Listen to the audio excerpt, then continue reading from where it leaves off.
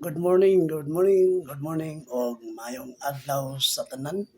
Magandang umaga sa atuang mga katrupa, no? Katrupa nato sa organization sa Alsamasa o katrupa pud nato sa atong mga troopers o Philippine Army o Armed Forces of the Philippines.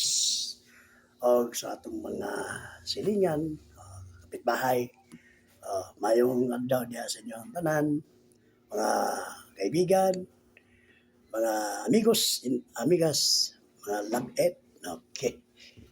May iparating ako, may ipaabot. Gusto na ko ipaabot sa tuwang gobyerno, no? Para ni sa mga kwandang, sa mga mahihirap. Sa mga tao mahihirap nga nagbayad og buwis sa atong gobyerno. Okay? Dapat na may balik, no? O matagaag solusyon sa gobyerno nga ang problema sa mga kahirapan. Okay? May hangyo lang mi sa inyo sa tuwang mahal na President Bongbong Marcos, Mr. President. Mahangyo lang mi sa imo nga karon kay gihulog naman nato nga imo man gihatag solusyon nga zero balance billing sa mga pampubliko nga ospital, no? Saludo po kami sa inyo, sir, Mr. President. Pero nami hangyo sa imo president na kuan sana ilibrin lang pod ang kuan suga, no? Suga libre na po sa ang electricity sa buong Pilipinas, ilibre na po.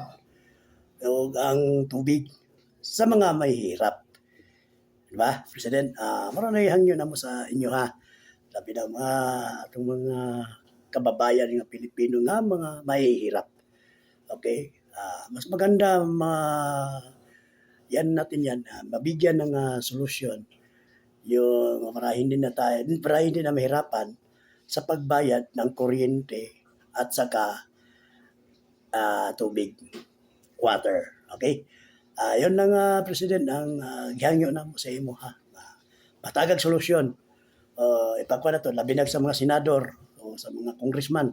Hangyo namin sa inyo, sir, para ang mga Pilipino nga nahihirapan sa pagbayad sa tubig at saka ilaw, magka-problema talaga sila. Yan lang. Tapos, ilibre na natin yung wifi sa buong Pilipinas para marami tayong makakuha ng mga impormasyon, no? At agad-agad na may ibibigay natin sa mga kapulisan at EEP ng labag sa batas sa ating gobyerno kapag libre na tayong wifi. Ganun na po, Mr. President. Yun na po, bigyan natin ng solusyon para sa ganun upang ang ating bansa ay mapayapa ang ating bansa. Saludo po kami sa inyo, President. Kami po ay humahanga sa inyong paglilingkod diyan at nakaupo kayo. Thank you po. Daghang salamat. Sana palagi kayong mag-isip sa mga mahihirap na bigyan ng magandang kinabukasan ang ating mga kabataan. Okay. Saludo po kami sa inyo, sir.